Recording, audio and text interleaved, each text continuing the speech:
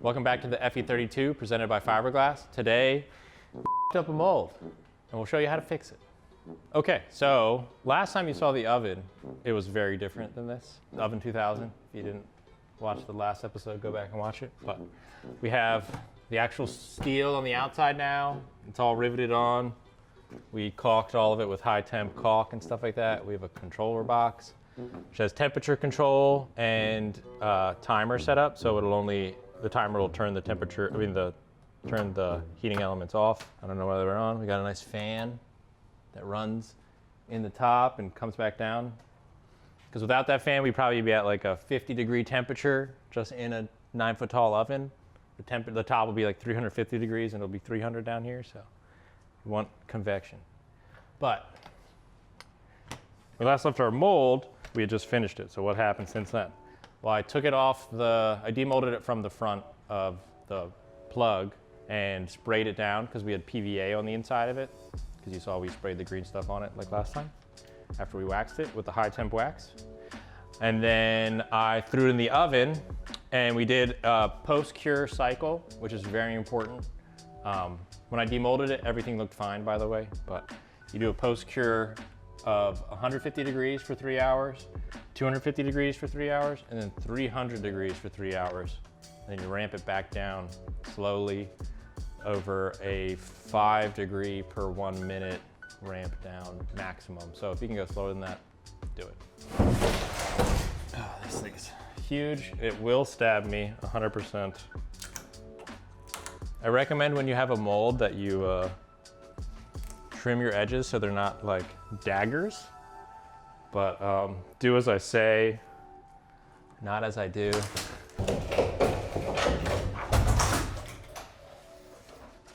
Ugh.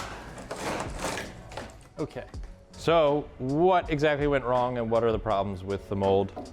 The first problem I had was when I first pulled the mold off of the plug, I was a little eager and I did not wait the full 24 hours to 36 hours that is recommended. I waited like 14 hours, and usually with the 60-minute cure epoxy from Fiberglass, it is fine. So I usually like, oh yeah, finish it like 5 p.m., come in the next morning, and you can probably demold it. But this stuff, I will say, definitely wait, because the carbon on the back stays soft. So I demolded the mold off of the plug, and I went to spray off the PVA, because if you remember we had the green PVA in the inside of it, and I could tell the carbon was still sticky and the whole thing was a little flexible still, even with 3 layers of carbon on this and this thicker surface coat. So number one, that issue happened. We had some cracking on the very edges of the mold, this stuff. So that's showing that like the carbon on the back of it wasn't fully hardened, so it wasn't supporting this. And I also brushed it in this void a little too lightly. I put too much of the gray stuff in, which is also kind of a bad design on my part because I tried to fill in a less than 90-degree corner here because it kind of, you can see here, it kind of tapers and goes to a point. And so what you're gonna do there is you're gonna have a lot of surface coat without much support from the carbon. And also it's hard to get the carbon in that corner. So if you get air pockets in the surface coat or in the carbon, especially at a thick joint like this, it's gonna crack, especially if you pull it off early. So don't do what I did. Do not pull it off early. You'll find little bits that are gonna like not be supported fully because the cure has not fully set in yet. So it'll still be a little flexible. The meet, June 11th, here in Baltimore at Street Bandito headquarters. Come see all the vehicles in person. 10:30 a.m., 3:30 p.m. We got food truck coming, Cuban food, all the good stuff. Bring your car. We got like 50 parking spots here at the shop. So first come, first serve. And if you want to have your car actually in the meet video and stuff like that, and you want to do some feature stuff on it, either shoot us an email at this email address right here, or hit up one of us. Here are all 3 of our Instagrams. DM us or something if that's easier. In the description, not right here. We're also gonna have limited edition t-shirts. This is what it looks like. It's in the mail now, coming to us soon. We're only gonna be selling these shirts here at the meet in person. So if you're here, you can grab one of these limited edition shirts. If you can't make it to the meet and you still want to support us, you can buy a cool shirt like this shirt or like the shirt that Xavier's wearing. Thank you. The Burger King crown in the background. Oh, you sneaky guy. Here, spin around. Hey, dude, you're dirty as f. Keep checking back. Thanks for supporting us, guys. We really appreciate it. Back to the video. Okay, issue number 2 that we ran into was all of these air pockets that we have in the surface coat right here. And the way that we got these was when we were laying the carbon fiber in, what we did was we laid a full sheet over everything for the first layer. And the second layer, I tried to use a bunch of my carbon scraps. What I did was I trapped a bunch of air pockets in between where the scraps kind of landed. And then I added another piece of carbon on top of that, and that really trapped everything underneath a big layer. So once we actually post-cured it at 350 degrees, at 350 degrees, all these little bits of air are gonna expand under that heat, and they pushed out little divots all in the mold. So they're all over it. If I was to make a part with this, that part would have a divot inward on it because it's the reverse of this mold.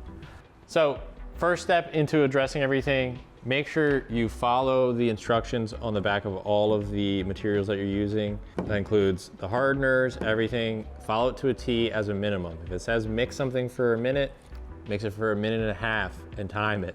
A minute is longer than you actually think it is, always, especially for mixing or something like that. But then same with like cure times. Like this said 24 to 36 hours. I would, as a minimum, look to 36 hours, just to be safe, until you've done it a couple times. And if you have any questions after you've read them, give Fiberglass a call. They're always super fast to answer the phone, and they're very helpful. Like, they're not just a sponsor of ours. We've been using them since before we got sponsored by them. Like, if you look back to our old 240Z videos, we were like, hey, Fiberglass, you should probably sponsor us because we talk about you guys so much. And then they did, so we only work with companies that we really like, obviously, and Fiberglass is one of them for a reason. Okay, so tip number 2 is gonna be definitely get a helping hand. If I had a second person with me, even with the little patching that I did, which is still not recommended, I probably could have had Ryan or somebody in here helping me squeegee out all of these little air bubbles and make sure they're not in here. I didn't know it was gonna be as big of an issue as it was, and I was kind of just, doing it on a whim, our very first time trying this, so I thought I could do it all myself, but. Why are air bubbles such an issue? Yeah, because once you bake it, they get, they start popping and expanding and stuff like that. And because this stays soft until it's baked. So once it's baked, it's hard. Now it's hard in this expanded state. Also, as soon as you start mixing something, the clock is started. All of these things have cure times. Like the longest cure time is the resin, and that's 120 minutes. But that'll go very fast if you have an issue and you need to like mix something up, or your scale loses its batteries or whatever. So get a second person, always a good idea. And finally, step number 3 is definitely start small. Do not start something this big, like I've been saying, but not doing. Start small when you're doing something new, especially. And also it's very easy to get very discouraged after you waste probably like, $500–600 on materials on a mold and like 3 days worth of time and like filming and flanging and laying up everything.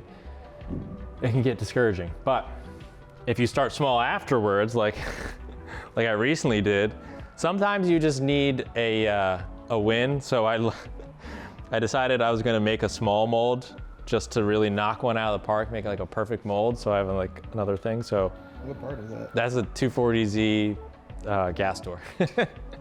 Like I've been saying, hey, gas doors are easy to make. I made a pre-preg mold for a gas door this morning just because I was like just upset about this mold. So whatever. Get his mojo back. Yeah, exactly. It's really easy to get discouraged, especially when you're doing something this big. It's easy. And like you can like snowball that into like, oh, this whole thing, then just decide not to do it at all. Or you can snowball into like, okay, I learned a bunch from that. Let me start small again and work my way back up. So that's what I'm doing. And then now we got to go on to making more molds for the body. So this is 3 parts of our 13-piece, multi-piece mold for the body of the FE32, which actually came out great.